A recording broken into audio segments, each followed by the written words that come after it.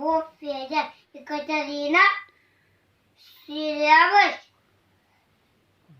Onun efendim hakikaten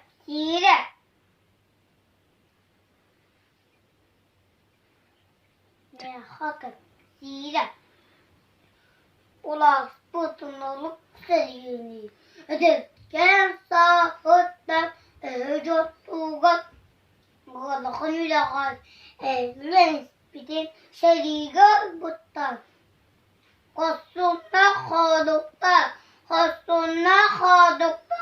kıyıgarla xaduktan edemah. Bir gün küstettik ile tığınca tavuk dönden bir tığınatta kunu basılarak